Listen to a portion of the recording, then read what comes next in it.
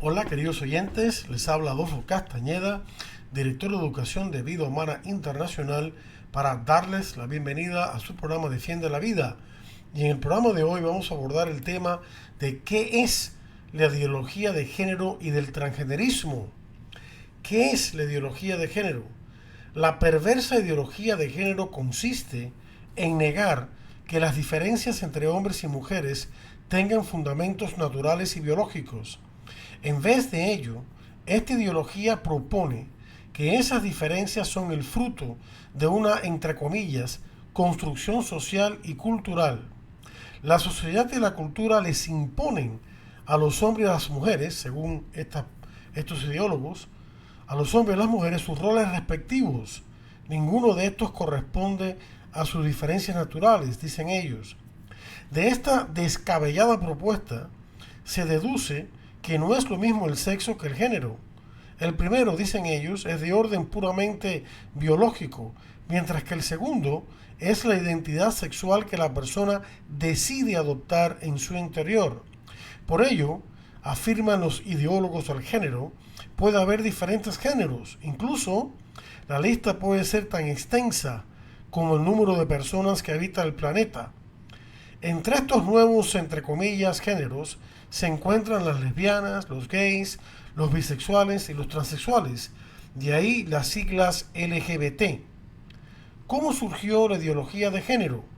John Money, PhD, profesor de sexología en la Universidad de Johns Hopkins, desde 1950 más o menos hasta el 2006, cuando murió, fue el primero en inventar el rol de género. Hasta los años 50 y 60, el término género solo se aplicaba a las cosas y no a las personas. La puerta, el comedor, etcétera, por ejemplo. Pero Money y otros ideólogos como él le infundieron un nuevo significado a esta palabra para referirse a una identidad sexual interna que no necesariamente corresponde al sexo real biológico de la persona. Por lo tanto, el término género es un vocablo ideologizado, no corresponde a ninguna realidad científica. ¿Cómo surgió el transgenerismo? Una vez que la ideología de género fue aceptada a gran escala, junto con la homosexualidad y el lesbianismo, no les fue difícil a académicos, médicos, líderes mediáticos, políticos, incluyendo el presidente Biden, y activistas promover lo que ellos llaman engañosamente transición de género o cambio de sexo. Pero en realidad el mal llamado cambio de sexo es imposible. Desde una perspectiva estrictamente científica, los seres humanos poseen un sexo y unas diferencias sexuales que están genéticamente determinadas, XX para las mujeres y XY para los hombres. Ningún médico puede cambiar los genes de una persona por medio de hormonas y cirugías. Se puede cambiar la apariencia de la persona, pero no el sexo. Solamente hay dos sexos, el sexo masculino y el sexo femenino. ¿Por qué están mal las ideologías de género y del transgenerismo? Porque van en contra de la naturaleza humana. Ambas ideologías son dualistas. Eso quiere decir que niegan que la persona humana sea una unidad sustancial, no accidental, de alma y cuerpo. El cuerpo es parte intrínseca, no accidental de la persona. El cuerpo expresa a la persona. La naturaleza humana solo nos presenta cuerpos masculinos y femeninos. Por lo tanto, la persona humana es, en su mismo ser, un ser humano masculino o femenino. No puede ser otra cosa. Las personas que sufren de sentimientos homosexuales o lésbicos o que sienten que su identidad sexual interna es distinta a su sexo real biológico son personas de verdad, con toda la dignidad humana que les pertenece. Debemos respetarlas y ayudarlas, pero siempre con la verdad. Estas personas necesitan la ayuda de gente capacitada en salud mental, no la mal llamada transición de género. El transgenerismo está mal porque pretende lograr algo imposible, cambiar el sexo de la persona. Al igual que la ideología de género, no acepta gozosa y agradecidamente el don que Dios nos ha hecho de ser hombres y mujeres. Ambas ideologías niegan la creación de la naturaleza humana por parte de Dios y al hacerlo, consciente o inconscientemente, rechazan a Dios. ¿Qué es la disforia de género y cuál es su causa? La disforia de género es una marcada incongruencia entre la identidad sexual que se experimenta internamente y el sexo real biológico de la persona. Ocurre en solo el 1% de los preadolescentes, aunque en años recientes este problema ha aumentado debido a la presión social. Los varoncitos sienten el deseo de ser niñas y las niñas el deseo de ser niños. En más del 80% de los casos y sin intervención alguna, estos menores superan su disforia cuando pasan por la adolescencia. En realidad, el término correcto para este fenómeno debería ser desorden de identidad sexual, ya que, como hemos señalado, la palabra género en este contexto es un término ideologizado y no científico. En cuanto a la causa, ciertamente nadie ha podido probar que se trata de un gen transgénero. La causa no es biológica, sino psicológica y espiritual, y tiene que ver con alguna disfuncionalidad en el entorno sociofamiliar del niño o la presión social ejercida en la escuela, las redes sociales y la misma cultura en que vivimos. Lamentablemente, también hay padres que presionan a sus hijos para que se identifiquen con el sexo opuesto.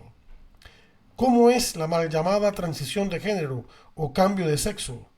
Primero, los niños son sometidos a la presión social para que se identifiquen con el sexo opuesto.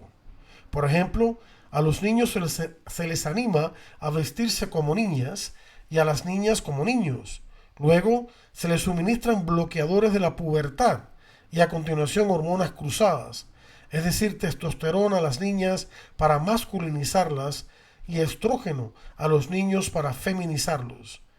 Este último suministro de hormonas es de por vida. Luego, cuando tienen 16 años o más, se les mutilan sus órganos sexuales saludables, doble extirpación de senos en los adolescentes, o sea, doble mastectomía, y castración en los adolescentes. ¿Causan daños estos mal llamados tratamientos? Sí, y muchos. Daños físicos en general, esterilidad de por vida, daño al cerebro, que termina de desarrollarse a los 25 años, debilitamiento de la densidad ósea, aumento del colesterol y triglicéridos, y propensidad a la diabetes. Riesgos para los varones debido al estrógeno, trombosis, enfermedad cardiovascular, hipertensión, cáncer de mama y enfermedad de la vesícula biliar. Riesgos para las niñas debido a la testosterona, enfermedad del hígado, exceso de células rojas, aumento de la apnea del sueño, efectos desconocidos en los tejidos mamarios, ováricos y uterinos. Daños psicológicos en general, incluyendo los adultos. Al principio sienten cierto alivio, pero luego, al cabo de algunos años, se arrepienten, sufren ansiedad y otros problemas. Un estudio demostró que en un grupo el 62% que cambió de sexo, entre comillas, claro, de hombre a mujer, sufrió depresión. El 55% que cambió de sexo de mujer a hombre sufrió depresión y el 33% de cada grupo intentó suicidarse.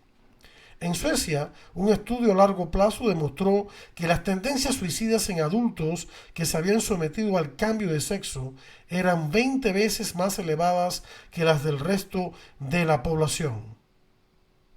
¿Por qué parte de la comunidad médica insiste en los cambios de sexo? Porque ganan mucho dinero con ello. Décadas atrás había menos de 40 mal llamadas clínicas para la transición de género en Estados Unidos. Hoy en día son cientos de esas mal llamadas clínicas. En otros países también han proliferado. Pero hay varios países europeos que están prohibiendo estas transiciones en los menores de edad debido a los daños que causa. ¿Por qué los padres de familia deben estar preocupados? Además de todo lo dicho, en las escuelas de algunos estados en Estados Unidos les dicen a los estudiantes que sufren disforia de género que no informen a sus padres de esta condición ni tampoco de su deseo de recibir el mal llamado tratamiento. Ya ha habido por lo menos un caso en que les han quitado el hijo a unos padres por negarse a someterlo a la mal llamada transición de género. Los padres deben unirse y exigir que se cambien estas leyes o políticas malévolas. ¿Dónde puedo obtener más información y las fuentes de todo lo afirmado en este programa? En la página web del American College of Pediatricians pueden encontrar más información y el sustento de todo lo que hemos dicho. Incluso esa organización nos ha pedido a nosotros en Vida Humana Internacional traducir al español varios de sus artículos en los cuales se basa este programa. Aclaración, no debemos confundir el American College o el Colegio de Estados Unidos de Pediatras con la American Academy of Pediatrics de Estados Unidos, o sea, la Academia de Pediatría de Estados Unidos, cuya directiva lamentablemente acepta el transgenerismo. También en Vida Humana Internacional, visite nuestra página web vidahumana.org y especialmente la sección del tema bajo el tema homosexualidad e ideología de género en esa misma página. Este tema también lo abordamos en más detalle y con todas sus fuentes también en nuestro curso de capacitación Provida. Le invitamos a adquirirlo. Escríbame a mí, a un servidor, Adolfo Castañeda, a adolfo@vidahumana.org, adolfo@vidahumana.org.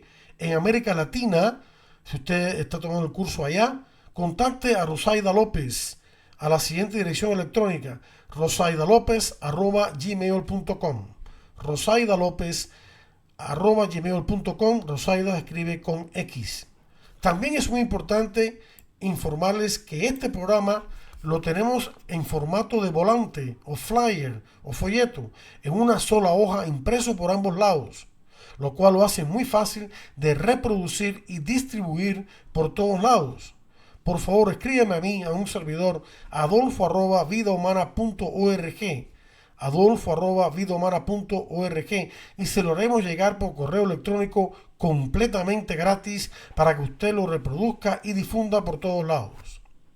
Bueno, hasta aquí hemos abordado este tema del género y del transgenerismo de forma resumida, claro. Pasemos ahora al tema de la educación sexual integral. La educación sexual integral es el nombre engañoso que los promotores de la cultura de la muerte le dan a su adoctrinamiento sexual inmoral a niños, adolescentes y jóvenes en escuelas y centros de salud. ¿Por qué es importante conocer acerca de esta mal llamada educación sexual?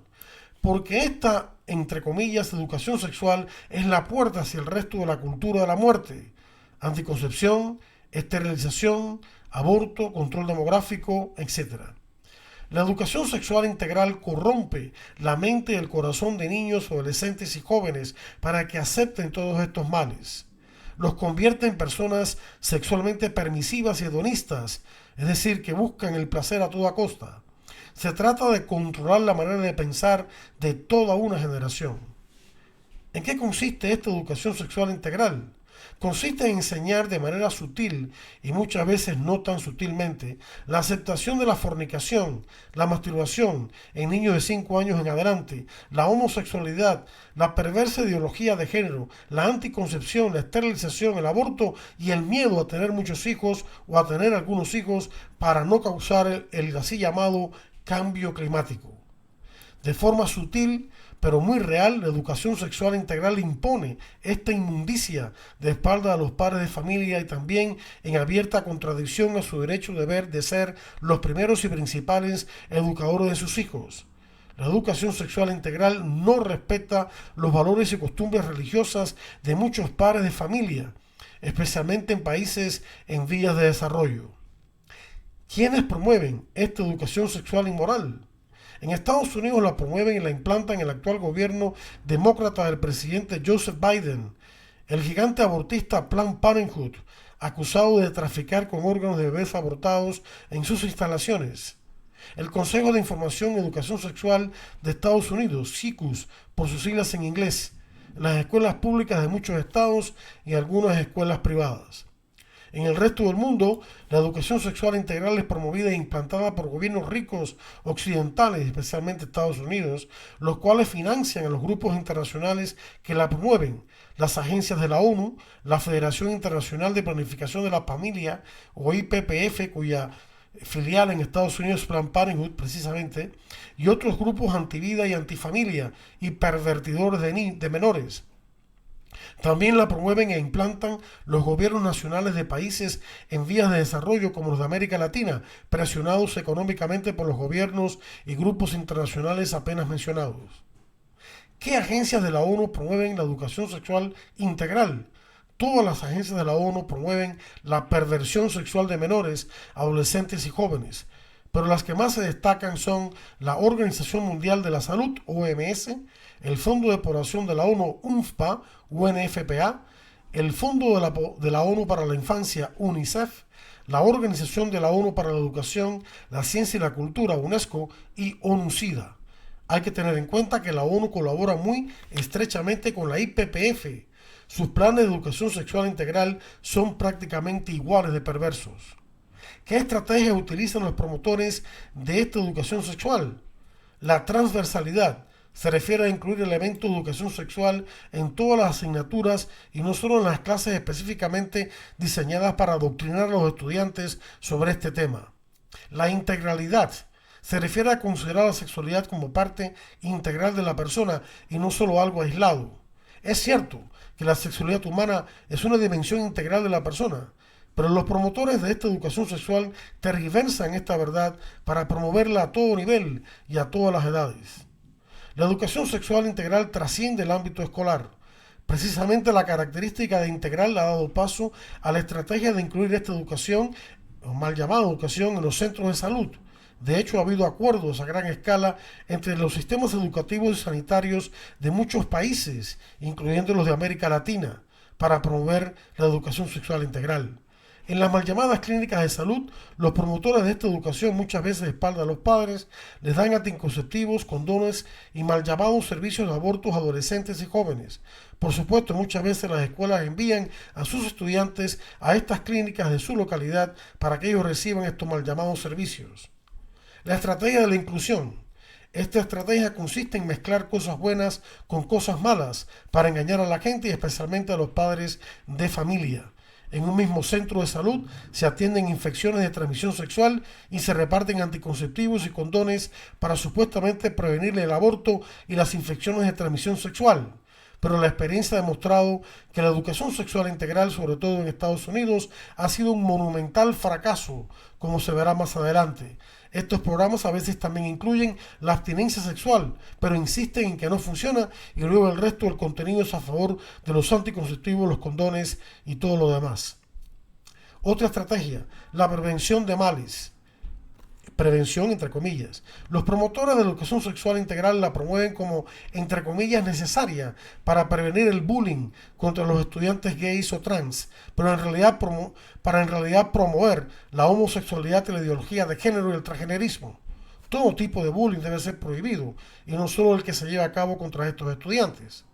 También la presentan como necesaria para prevenir las infecciones de transmisión sexual por medio de los condones y el aborto por medio de los anticonceptivos.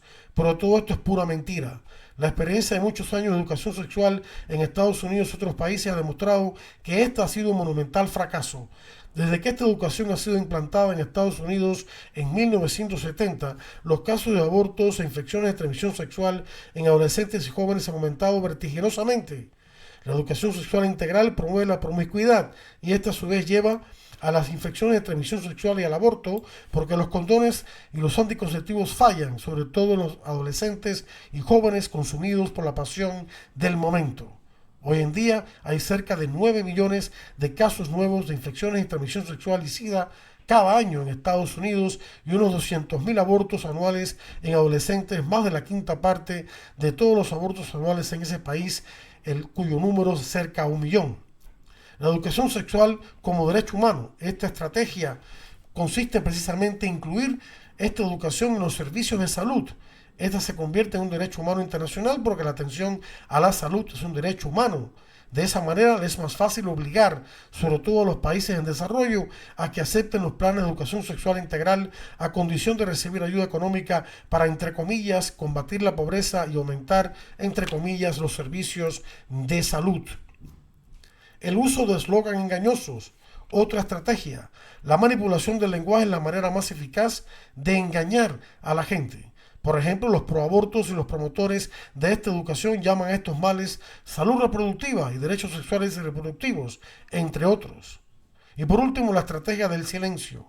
Los promotores de la educación sexual integral casi nunca mencionan el matrimonio entre un hombre y una mujer y la familia que se funda en esa unión, la cual debe ser indisoluble y abierta a la vida. En vez de ello hablan de parejas, de derecho al placer, que eso significa fornicación u homosexualismo, y de distintas formas de familia, entre comillas, los mal llamados, que eso significa los mal llamados matrimonios homosexuales con hijos adoptados o producidos por técnicas inmorales y destructoras de incontables embriones humanos como la fecundación in vitro. Este es a largo plazo el peor engaño de todos, pues subvierte la base misma de la sociedad y de la civilización, que es la familia que se funda en el matrimonio verdadero. ¿Qué podemos hacer? Primero, los padres de familia deben enseñar la castidad a sus hijos. Recomendamos, el documento magisterial Sexualidad Humana, Verdad y Significado. Tenemos un resumen disponible en nuestra oficina. Escribe adolfo@vidahumana.org, adolfo@vidahumana.org. Visite también nuestra página Educación Sexual versus Castidad. También animamos a todos a tomar nuestro curso de capacitación Provida. Para América Latina, contacte a Rosaida López en rosaidalopez@gmail.com. rosaidalopez@gmail.com, Rosaida con X. Para Estados Unidos, su servidor adolfo@vidahumana.org, adolfo@vidahumana.org. Los padres deben unirse con otros padres, el segundo punto, y juntos exigir que se retiren estos programas de las escuelas y centros de salud. Deben exigir que sus derechos sean respetados como anteriores al Estado. El derecho a ser educador de sus hijos, de los padres, es un derecho inherente que es anterior al Estado y la sociedad. El Estado tiene el gravísimo deber de respetar ese derecho y tutelarlo con sus leyes. Tercero, todo ciudadano decente debe exigir que su gobierno no le dé ni un centavo a la ONU ni a ninguna otra organización que promueva la educación sexual integral. Cuarto, orar mucho y ayunar para que el Señor convierta los corazones de los que promueven esta inmundicia, se desbaraten sus planes y se implante el derecho a la castidad a todo nivel. Y quinto, en este sentido, los padres de familia que practican la anticoncepción deben arrepentirse de esta práctica y confesar su pecado, para así poder comulgar y acceder al camino de salvación. Los padres de familia que practican la anticoncepción no pueden enseñar la castidad a sus hijos, pues ellos mismos no están viviendo la castidad conyugal, que consiste en el respeto a los valores inherentes a la sexualidad humana en el matrimonio, el amor conyugal y la apertura a la vida. ¿Dónde puedo obtener más información y las fuentes de todo lo afirmado en este programa? Este tema también lo abordamos en más detalle con todas sus fuentes en nuestro curso de capacitación Provida. Le invitamos a adquirirlo. Escriba adolfo@vidahumana.org, adolfo@vidahumana.org. También visite nuestra página web Educación Sexual versus Castidad. También es muy importante informarles que este artículo, mejor dicho, este programa, lo tenemos en formato de volante o de folleto en una sola hoja impreso por ambos lados, lo cual lo hace muy fácil de reproducir y distribuir por todos lados. Por favor, escríbanos a adolfo@vidahumana.org, adolfo@vidahumana.org, y se lo haremos llegar por correo electrónico completamente gratis. Bien, queridos amigos, esto es todo lo que quería compartir con ustedes. Espero que todo esto les haya sido útil, que Dios les bendiga y gracias por la atención prestada. Y los invito la próxima semana para otro interesante programa de Defiende la Vida. Hasta entonces.